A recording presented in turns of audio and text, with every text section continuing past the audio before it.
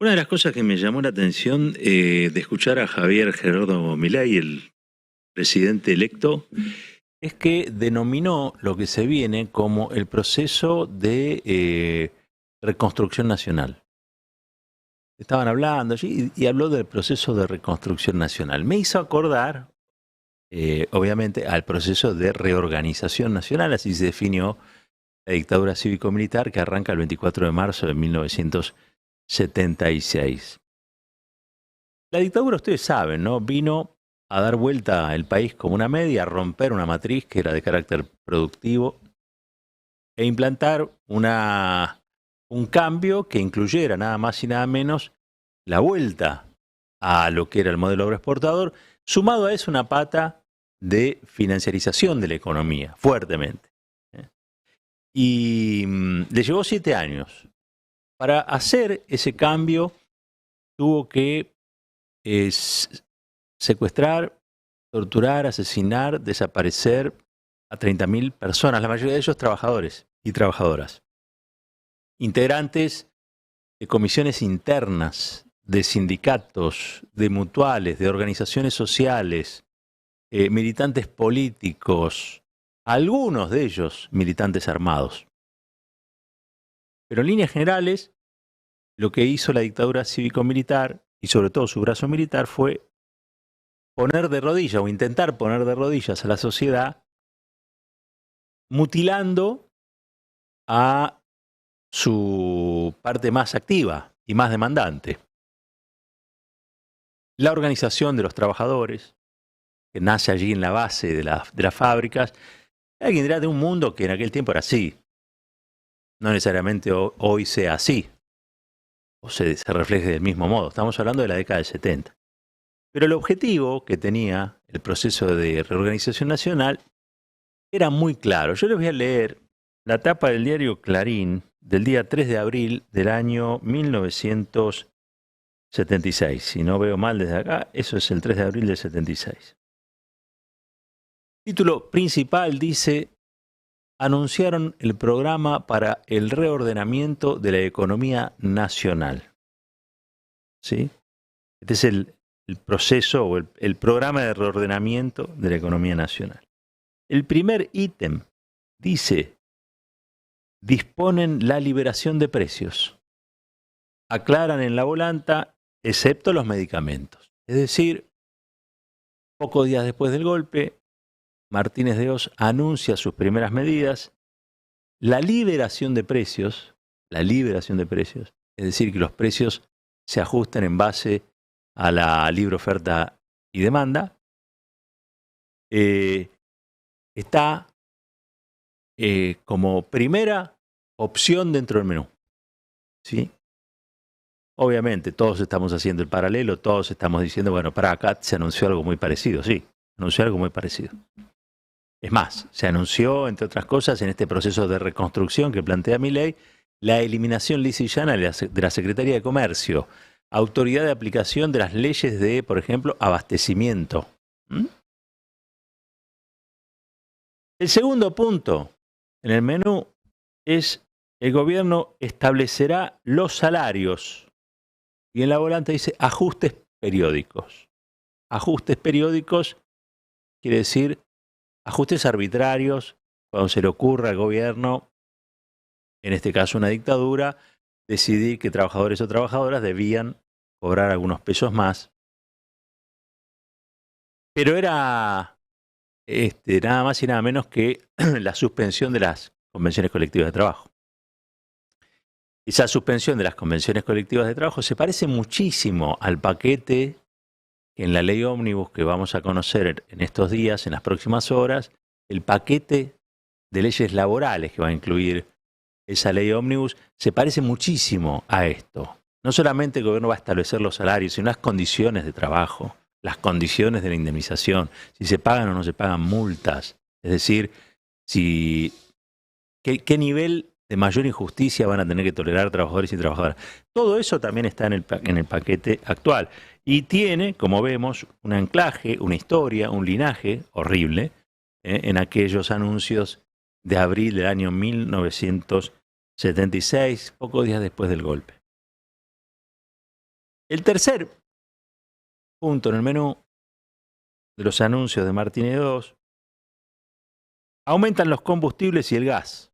Aumentan los combustibles y el gas. En aquel tiempo era del 30%. 30%. Bueno, ahora también va a aumentar el combustible y el gas.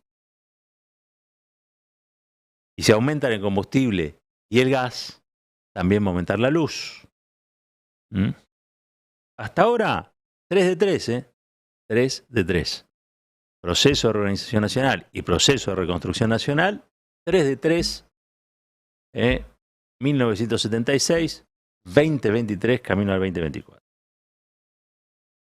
Cuarto punto del menú: fue modificado el régimen impositivo. Crean nuevos gravámenes. Si crean nuevos gravámenes. En este punto hay una disidencia, porque lo que dice Javier Gerardo Milei es que él va a eliminar los impuestos, ¿sí?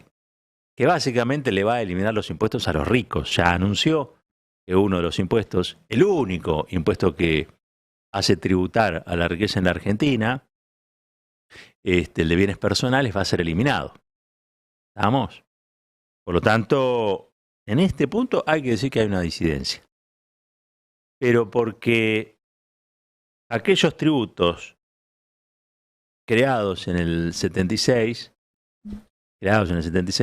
muy probablemente fueron a recargar el costo de los sectores populares, ¿no? El costo, la dictadura, a diferencia de lo que ocurrió después con Carlos Menem, no privatizó a mansalva. Entonces, usando términos neoliberales, el Estado tenía un costo, ese costo obviamente había que pagarlo, y me parece que esos nuevos gravámenes vinieron a poner sobre la espalda de los sectores populares esas cuestiones. Eso hoy ya ocurre. Entonces, lo que va a haber, seguramente, es, cuando hablamos del capítulo impositivo dentro de la ley ómnibus, es derogación, eliminación de impuestos que ellos llaman regulaciones. Es decir, cuando hablan de la desregulación, lo que va a haber es eliminación de esos impuestos, pero lo que sí va a quedar es que la carga, el peso del funcionamiento de la administración siempre va a recaer sobre los sectores populares y van a sustraer a las empresas, a los emprendedores, a los héroes, así los define Milei, a los empresarios, van a sustraer de tener que soportar ellos esas mayores cargas. ¿Se entiende? O sea, esto es incluso peor que lo que hizo la dictadura. En este ítem. ¿Sí? Y por último, de este menú de cinco políticas clave anunciadas ya en abril del 76, anulan la ley de inversiones externas para facilitar radicación, es decir, apertura de la economía, apertura total de la economía. En ese punto también coinciden el gobierno, el proceso de reorganización nacional y el gobierno flamante, que va a entrar a partir del lunes a decidir los destinos de la patria, del proceso de reconstrucción nacional encabezado por Javier Gerardo Milei. Dicho esto, hago una reflexión más. Es realmente impactante ver las coincidencias.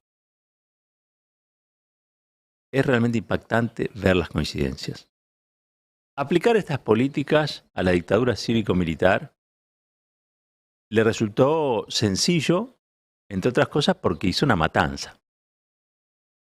Una masacre. Maniató al peronismo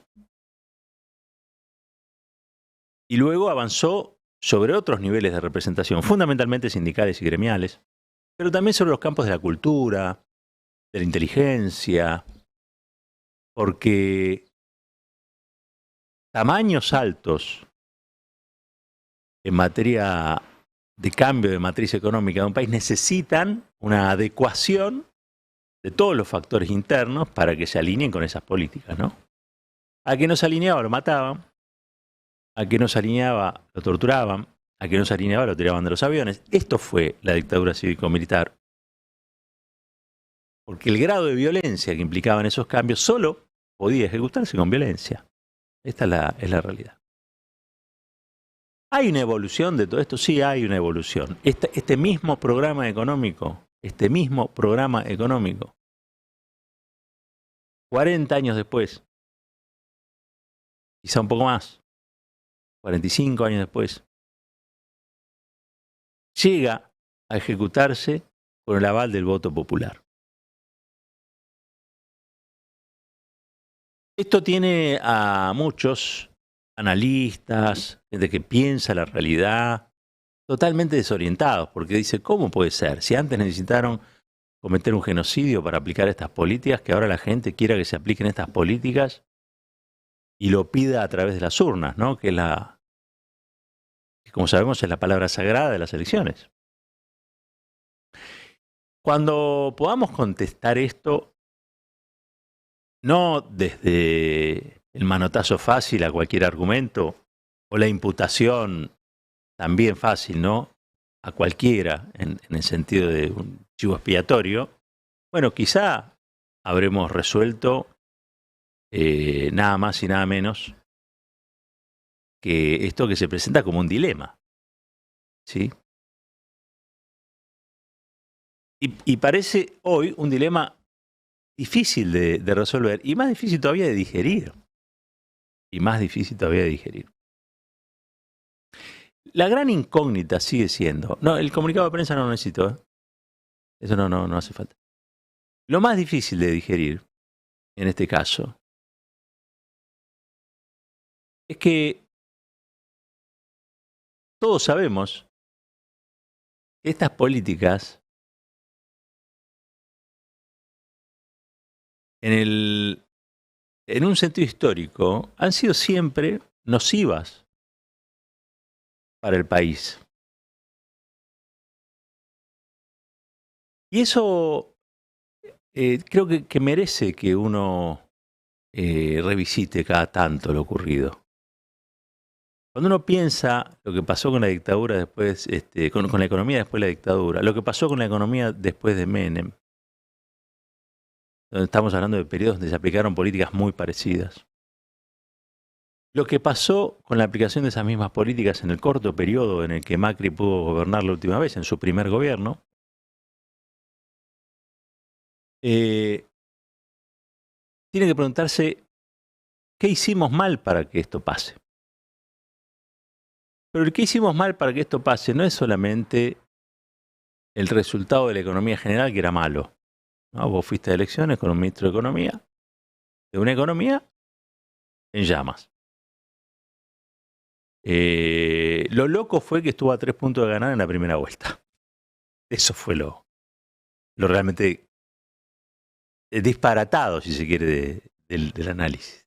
Pero ¿cuánto faltó de prédica, de pedagogía, para que se comprendiese que el retorno a estas políticas lo único que puede entrar es mayor dolor? Y hay una incógnita, insisto. Para mí la mayor incógnita es cómo va a ser Milei, cómo va a ser Javier Gerardo Milei, y en estos momentos está bastante preocupado, digo, por esto, cómo va a ser para generar bienestar aplicando políticas que generan dolor y malestar. ¿Cómo va a ser? Porque a mí no me cabe duda de que cuando a la gente le moleste algo que se ha decidido, va a protestar, va a resistirse. Digo, son ciudadanos, son ciudadanas. Digo, esto no es una dictadura, ¿eh? Esto es una democracia. Y aplicar estas políticas en el marco de la democracia, creo que exigen, y más en estos tiempos que vivimos tan acelerados y tan vertiginosos, resultados inmediatos. Vamos a suponer que una de las demandas fundamentales era que Milei, hablando de dolarización, baje la inflación. ¿En cuánto tiempo? Él ya dijo 2 años.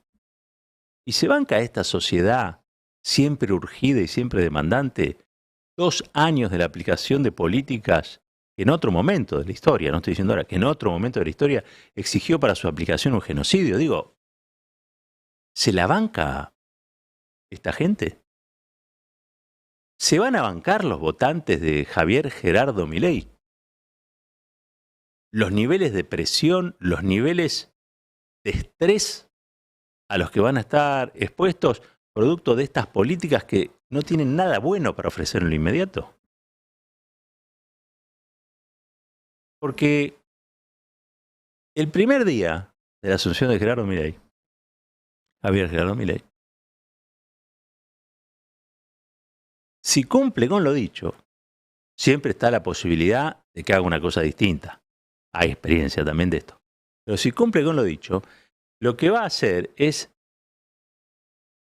destrabar una serie de controles de la administración del tipo de cambio, de algún tipo de regulación sobre los precios, etcétera, etcétera, etcétera, que no hacen que la vida sea feliz, pero aseguran que la vida no sea todo lo horrible que puede ser.